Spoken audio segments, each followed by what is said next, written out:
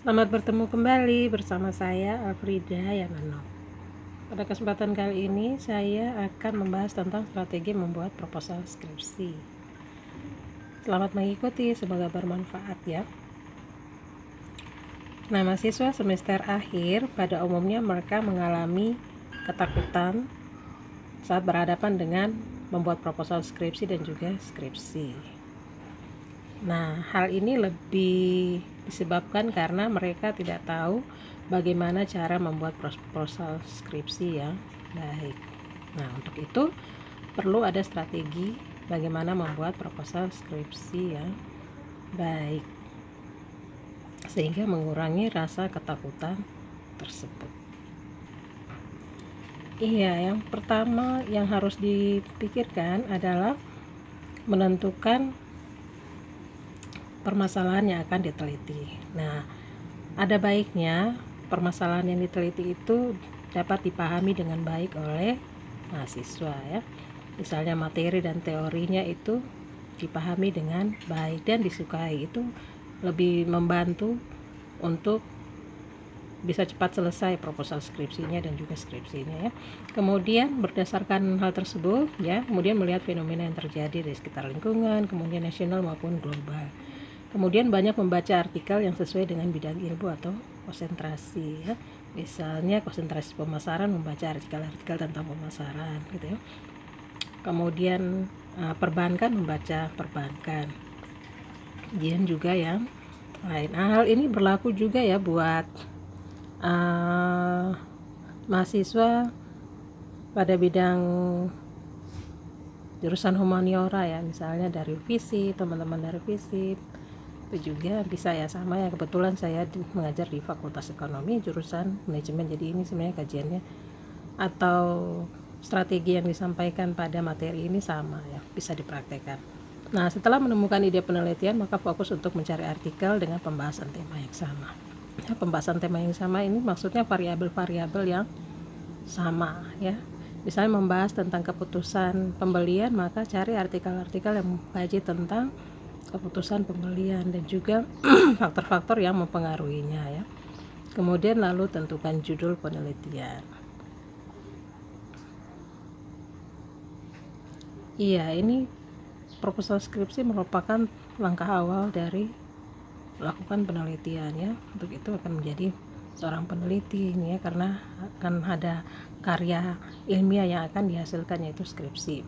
Nah, ciri-ciri penelitian baik yaitu tidak plagiat, jujur, disiplin, bertanggung jawab dengan apa yang ditulis ya, berkenan untuk mengembangkan ilmu pengetahuan agar berguna bagi orang lain, tidak malu mengungkapkan kekurangan pada hasil penelitian, mau menerima saran dan kritik, mengikuti kaidah penulisan yang sudah ditentukan oleh jurusan prodi ya. Tidak plagiat maksudnya itu tidak mengambil karya orang lain kemudian copy paste menjadi karya sendiri ya, tidak ya, tetapi dibaca, dipahami dengan baik, kemudian bila ingin mengutipnya maka pelajari cara mengutip, kemudian tuliskan sumber dari mana mengambil tulisan tersebut ya. Kemudian mengikuti kaidah penulisan, jadi sejak awal menulis, membuat filenya itu dan mengikut misalnya margin kiri kanan ya, atas bawah, kemudian jenis huruf dan ukuran huruf harus diperhatikan ya. Ini kadang tidak diperhatikan dengan baik sehingga membuat asal-asalan, sehingga banyak koreksi dari dosen pembimbing ya. Mahasiswa diharapkan untuk tidak takut ya terhadap skripsi, karena skripsi merupakan bentuk aplikasi ilmu pengetahuan yang telah dipelajari dari semester 1 ya. Skripsi adalah bentuk kepedulian terhadap lingkungan masyarakat, kampus dan juga alam, karena nanti hasil penelitian itu kan ada manfaat penelitiannya ya, untuk manfaat teoritis dan juga manfaat praktis ya. Manfaat teoritisnya untuk pengembangan ilmu pengetahuan ya, dan manfaat praktis untuk lembaga-lembaga ya, tempat kita meneliti ya, sehingga mereka bisa mengambil keputusan misalnya dengan baik, para manajer atau pimpinan ya, mengambil kebijakan yang baik untuk bermanfaat untuk masyarakat ya, untuk kebijakan yang berkaitan juga dengan alam ya, sehingga punya dampak positif bagi alam, karena alam ini sangat penting ya untuk manusia, kehidupan manusia. Nah, apakah semua ide penelitian skripsi dapat dilakukan? Jawabannya adalah tidak. Mengapa? Karena ada keterbatasan waktu, ya. Kan ini hanya dilakukan 2 semester, ya. 1 semester untuk proposal, kemudian 1 semesternya lagi untuk skripsi, ya. Kemudian keterbatasan dana, misalnya data yang sulit untuk didapatkan, tidak sesuai dengan bidang ilmu atau konsentrasi kita, ya, sehingga pandai-pandai juga untuk memilih judul dan tema penelitian. Iya, pendekatan penelitian itu ada kualitatif dan juga kuantitatif, ya. Secara sederhananya begini, ya. Kuantitatif itu lebih objektif dan terpisah dari peneliti, kemudian secara kualitatif itu subjektif dan diciptakan oleh peneliti. Nah, kemudian epistemologi berkaitan dengan hubungan peneliti dan objek penelitian, ya. Kalau di kuantitatif, peneliti mengambil jarak dari objek penelitian. Nah, sedangkan kualitatif, peneliti mengambil jarak yang dekat, ya, dengan objek yang diteliti. Nah, kemudian kalau kuantitatif itu bebas nilai, kualitatif ada syarat nilai, ya. Iya, kalau proses penelitian yang kuantitatif, ya, nomotetik, dan kalau kualitatif ideografi. Nah, kalau kuantitatif nomotetik itu berkaitan dengan bagaimana peneliti itu benar-benar tidak masuk ke dalam penelitian, jadi dia hanya memperhatikan hubungan antara variabel-variabel. Sedangkan kalau kualitatif itu peneliti secara subjektif masuk bersama-sama di subjek atau objek dari penelitian, ya.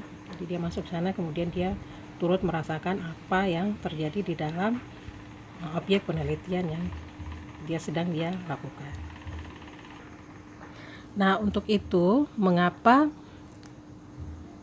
lebih ditekankan untuk mahasiswa, khususnya di beberapa fakultas dan prodi itu untuk melakukan kuantitatif, ya, karena waktunya relatif singkat, ya. Sedangkan untuk kualitatif tidak disarankan, boleh saja, tetapi itu membutuhkan waktu yang lama, kemudian mahasiswa harus memahami dengan baik, ya. Jadi pandai dia untuk mendeskripsikan hal penelitian, gitu, ya, karena dia harus melakukan penelitian kurang lebih selama 1 tahun. Dan berbeda juga misalnya teman-teman di FISIP, ya, misalnya dari jurusan antropologi. Nah, ini biasanya mereka lebih cenderung untuk melakukan kualitatif karena proses penelitian mereka lama, ya.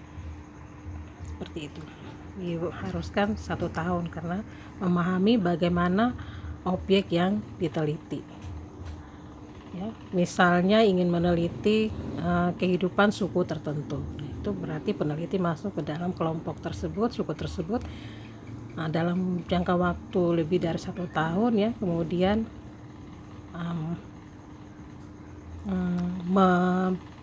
melaporkan hasil penelitiannya.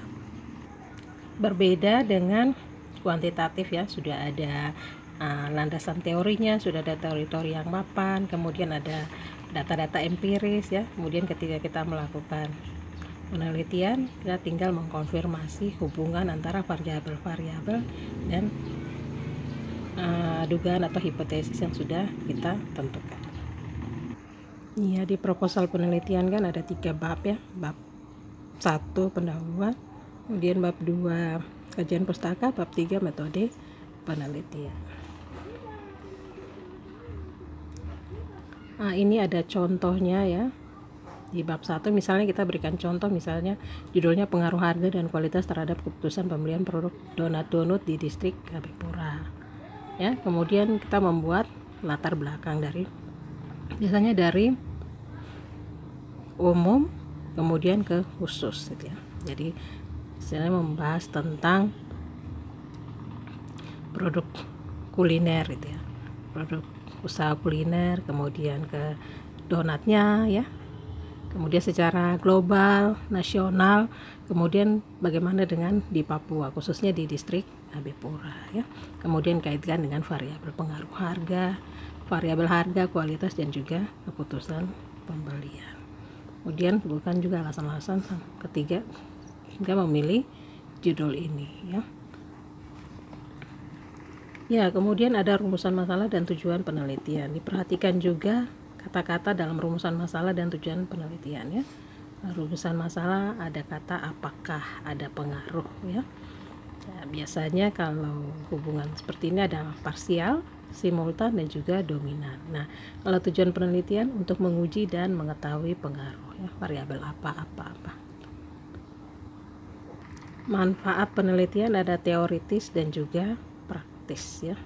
Ya, teoritis berkaitan dengan pengembangan ilmu pengetahuan. Nah, manfaat praktis untuk itu perusahaan tempat kita melakukan penelitian gitu ya. Kemudian di bab 2 ada tinjauan pustaka ya, ada penelitian terdahulu dan landasan teori. Nah, penelitian terdahulu ini penelitian-penelitian yang sesuai dengan judul kita yang kita ambil ya, variabel-variabelnya. Kalau yang kita ambil di sini harga dan ini ya, harga dan kualitas dan keputusan pembelian produk donat, maka kita cari juga artikel yang sama ya, variabel harga, kualitas, dan keputusan pembelian. Kebetulan di sini adalah produk makanan ya, kita bisa mencari keputusan pembelian produk kuliner ya, atau produk makanan ya. Kemudian landasan teori ya, landasan teori bisa pemasaran ya, kemudian harga, kualitas, dan keputusan pembelian. Ya, ini model penelitian ya, sesuai dengan rumusan masalah dan tujuan penelitian tadi ya. Jadi ada 3. Jadi garis yang putus-putus itu secara parsial, kemudian yang tidak putus-putus itu secara simultan. Nah, kemudian juga ada hipotesis ya. Hipotesisnya sesuaikan dengan rumusan masalah dan juga tujuan penelitian. Ada 3 ya, hipotesisnya juga ada 3 ya. Didahului dengan kata diduga ya. Diduga harga dan kualitas berpengaruh secara parsial. Kemudian yang kedua simultan, kemudian kita memilih apa variabel mana yang paling dominan ya. Nah, kemudian bab ketiga metode penelitian. Nah, lokasi penelitian dilakukan di mana ya? Ya, tentu saja ini di distrik AB Pura ya, kota Jayapura. Kemudian populasi dan sampel. Ini populasinya tidak diketahui ya. Nah, misalnya kita bisa mendapatkan data di toko itu ya, donat, maka kita bisa menentukan sampel menggunakan rumus Lovin. Apabila kita tidak bisa mendapatkan ya, karena dan jumlahnya banyak, kita bisa melakukan rumus infinite ya, di mana jumlah populasinya tidak diketahui ya. Kemudian ada kriteria sampel juga ya. Kriterianya bukan mungkin tapi misalnya pernah membeli ya, responden itu pernah membeli lebih dari 2 kali ya. Kemudian umurnya di atas 18 tahun, kita bisa menentukan seperti itu ya. Jadi purposive sampling. Nah, pengambilan data bisa menggunakan primer dan juga sekunder ya, observasi, wawancara, dan juga kuesioner. Nah, kalau sekunder bisa melalui media online atau data-data yang sudah tersedia. Ya, mengingat saat ini banyak yang melakukan kegiatan di rumah ya, bisa melakukan kuesioner online ya. Kemudian alat analisis ya, karena ini melihat pengaruh ya, maka menggunakan regressi linear berganda. Mengapa menggunakan regressi linear berganda? Selain menggunakan pengaruh, juga variabel X-nya itu ada lebih dari 1 ya, ada 2. Nanti bisa disesuaikan, banyak membaca juga ya buku-buku metode penelitian, bagaimana alat analisisnya disesuaikan dengan tujuan rumusan masalah dan tujuan penelitian. Kalau ini kan ingin melihat pengaruh, maka digunakan regresi linear berganda.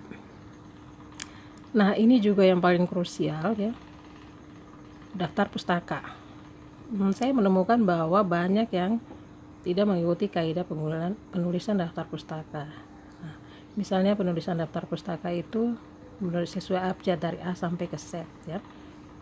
Kemudian penulisan buku berbeda dengan penulisan artikel ya.